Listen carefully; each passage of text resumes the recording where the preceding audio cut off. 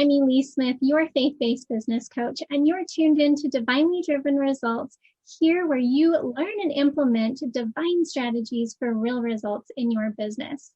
Now, ladies, we are surrounded by negativity and fear and doubt and chaos all around us all the time. So if you can create a light-filled community, one where people feel like they belong and that they can be empowered, well then, my sister, you really win at this business. So today I'm going to introduce you to an amazing woman who is doing just that. Her name is Camille Miller, and she is the founder and chief visionary of the Natural Life Business Partnership. So Camille, tell us a little bit more about who you are and what you do. Yeah, thanks for having me here too. I'm kind of excited. So like you said, I am the founder of the Natural Life Business Partnership, which is a global network of soul-centered entrepreneurs. So a lot of what we do is we come together as a collaborative community, but we really are there to support and love each other as we build out our businesses, because being an entrepreneur can be very lonely, right? With self-doubt and limiting beliefs and all of that other stuff. But also, if you come from a very spiritually grounded place, you might not fit in your regular daily practices and what you do. So when I couldn't find a community of people like me, I created it. So so we're all really about building business. It doesn't matter what you do, it matters who you are as a person. Yeah. So our community has lots of doctors and healers and coaches, but we also have architects and actors and lawyers and financial planners. So the common thread is our spirituality and being grounded in who we are, what we do. We obviously we're grounded in science as well. So we try to embrace both science and soul. Oh, I love that. Yeah. That's such a great point, right? Is that in our entrepreneurial journey, we can feel so alone. And when we go to those networking events and maybe it just doesn't feel like it's working or that we fit in, that we need to either create our own or find something where we can embrace that spirituality. So I love what you're doing. So tell us a little bit more about your story. How did you get started on all of this? So my background is actually strategic planning for nonprofits. And the last job I had, I was a CEO and executive director of the Northeast Organic Farming Association, which put me in a crowd of people that were just very holistically based. But I did that for 4 years. I became interim president of the entire Northeast, which was kind of exciting. But the work was defunded. We were funded by the USDA, and the work was defunded in 2015. And after being so connected to my work, I didn't want to go back to a corporate job or working for a hospital or doing something else. So as I was kind of figuring out what my next step was, and talking to a lot of people in the holistic community, I was trying to find out, like, where do you all hang out? Where do you go? How do you get together? And every time I talk to someone, they're like, there is no community. There's nothing like it. So it was December of 2015. I went home and I wrote a business plan of how I could create a community of people just like me. And although we started meeting in person 5 years ago, we're just finishing up our 5th year. In 2018, we went online because of Zoom, and I couldn't travel as much anymore. Because I have 3 kids at home, or had. I'm an empty nester now, but and trying to figure out, okay, how am I balancing it all? I went online, and we started to grow across the country. And 2019, we started to go international, and here we are in 2020. As COVID hit, we were such a well-established online community, so a lot of people that were watching us from the sidelines joined. And we always had people that had some type of global aspect to their business, right? So we taught Zoom, we taught you to have some type of global aspect. So it all just kind of came together, and the community grew. But we're really a community of such support for each other that we all rise together is the idea. We can't leave people behind. And we are accountability partners, and we share secrets, and we talk about our frustrations, we share our successes. It's something that we do together. It's almost like we're our own family. Oh, I love that. And to be able to give a home for those people who maybe, don't fit into that typical world mode, and that mold that we have been given. So that's so inspiring. So talk to us a little bit, if you don't mind, about your journey with God along the way. Like, how did he inspire you to do that? So for me, I've always kind of had a knowing, if I can say that. So I always, when I put out this plan, I kind of knew that it was my purpose and what I was supposed to do. I always say the best way to explain it is I knew that I was supposed to bring people together. I didn't always know why or how it was going to look like or what it was going to be. But it's like driving a car and your headlights show you the 200 feet in front of you. And that's all I needed to know because I felt like I was told the next piece as time went on. And I also have a deep spirituality where I believe I'm guided. I have this knowing. But the hardest part is to give it up, right? To just allow things to be brought to me and to hope, right? That's the hardest part, is to sit back and not try to manage it all.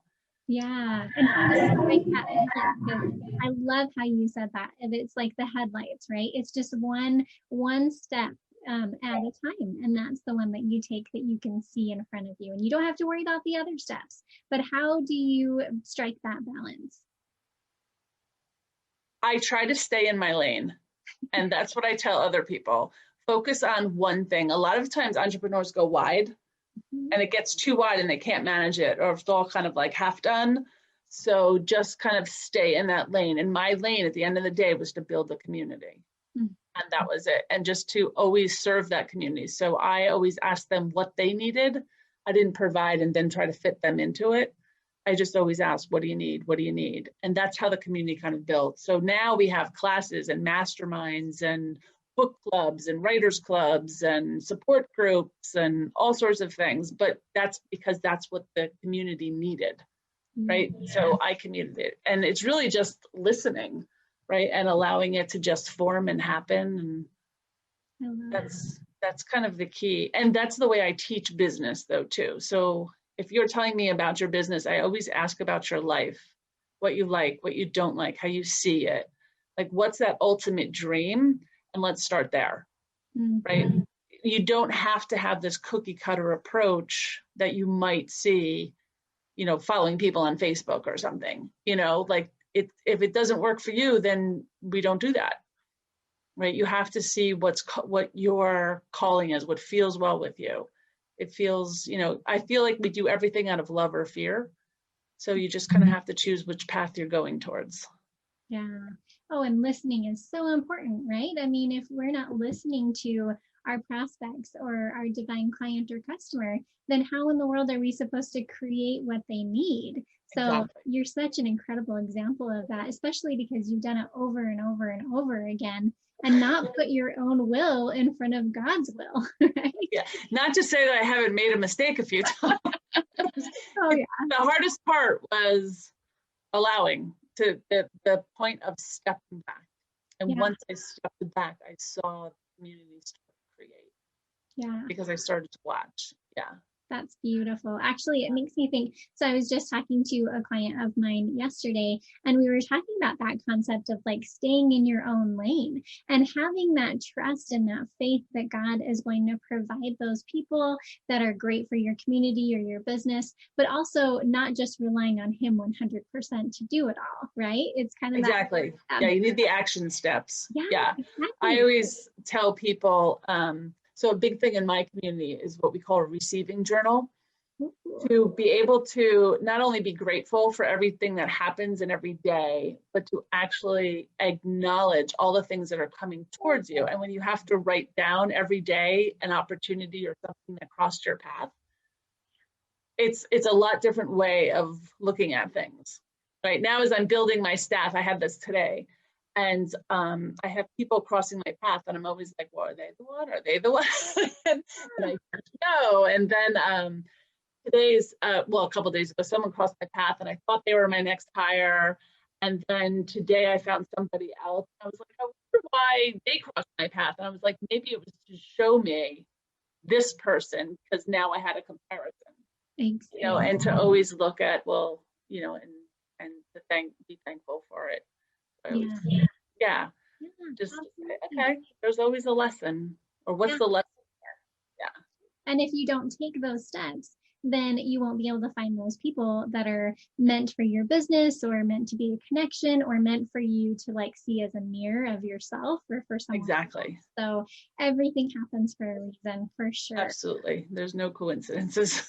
No, exactly. So talk to us about, maybe one of our listeners has a small community right now of light, but they're hoping to spread that into the world a lot bigger. Tell us how many members you have, and then also tell us how you got to those members. So we've changed over the 5 years. At one point we were about 250 members, because we were meeting in person. And they were kind of spotted all over the place. And we were going more for the community aspect more than the business building aspect. As we've grown, we've become to a very high achieving soul center entrepreneur, one that really wanted to build their business. So a lot of the people that didn't really need us or want to grow, believe it, it was hard for me to understand, but not everyone wants to grow. Some people like being in that hobby stage, and that's okay. But I needed to figure out, okay, but that's not where we want people, because I really wanted to build businesses and show these people, our members, that you can be who you are and have your business. And I really believe that's how we spread the light, right? That more of these people are successful. We're not just hiding in our basements, right? We're out there showing the light, shining bright. So I always look at myself as a beacon of light, like a light tower, and hope people can find me so I can help, and then shed more light, right? So the more people we touch, the more people, the light keeps shining through. So as our community builds, each one touches the next one. And our community is completely word of mouth. We don't do any advertising. We're 100% word of mouth. And I meet and speak to every single person and make sure they fit in the community. So it's a very well put together community, and we give it people out. So like if in the first 30 days, either one of us really feel that you're not a good fit, or it doesn't feel right for some reason, we let you go, because we want it to fit like a shoe, right? Like we want it to fit good, because that's how we build. And it's hard to explain, but it's kind of like a love vest. Like I have people that say, like, I can't leave. Like, you're my family now. And that's what we want.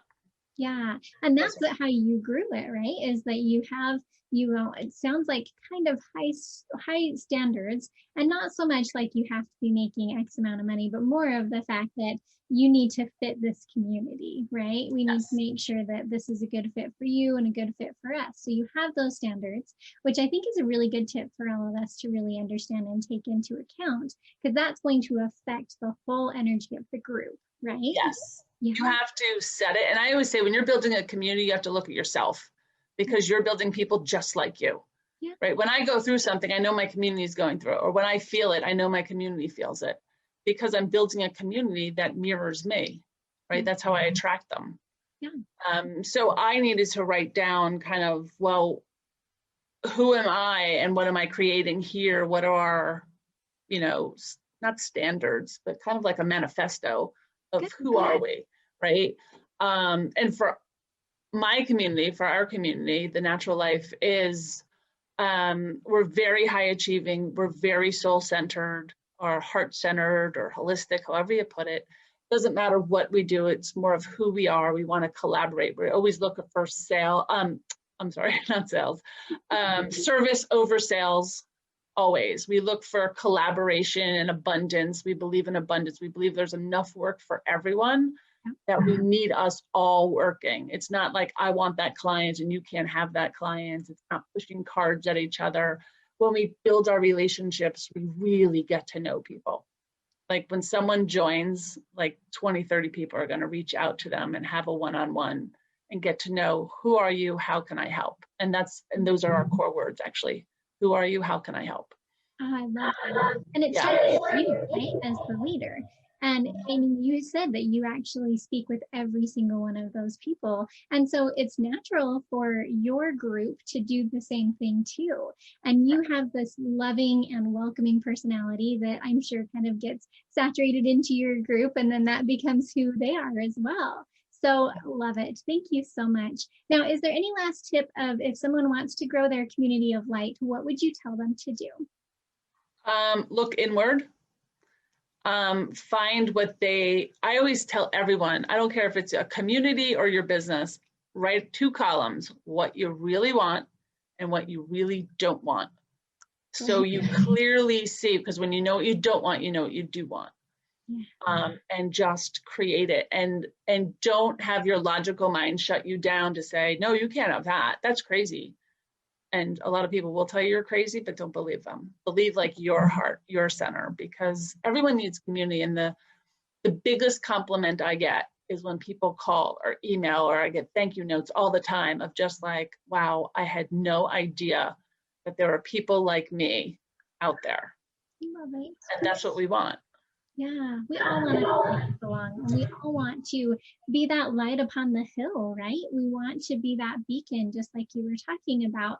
And we, as sisters, we have an opportunity to do that with our businesses and with how we live our lives. And so, sisters, we need to share that light, just like Camille is telling us to do so and how to do so. It starts with us. It starts with who we are. And then it is finding those people who are a good fit so you can protect your community and make sure that it really is based on the principles and those guidelines and that manifesto, just like she was talking about. So beautiful. Well, so Camille, if they want to learn more about you, where do they go and how can they find out about your great community? So they can go to thenaturallife.org. And find out all about the community. If they want to talk to me, there's actually a link there. It's called Are We a Good Fit? And it asks about your business, and we can jump on a strategy call and I can help you if you're a good fit or not. If you just need help with business strategy or something. I don't really do personal coaching.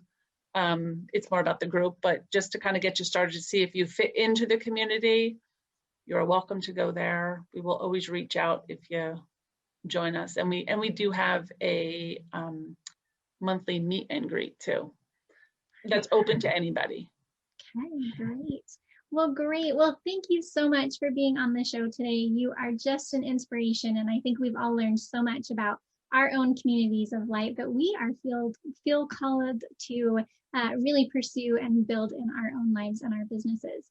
So if you guys want more of Camille, not only can you check out her amazing group, but in our Faithful Ladypreneurs Facebook group, she is going to be doing a live for us. So if you want more of her amazing tips and just that love and that light that she shares, come join us in Faithful Ladypreneurs.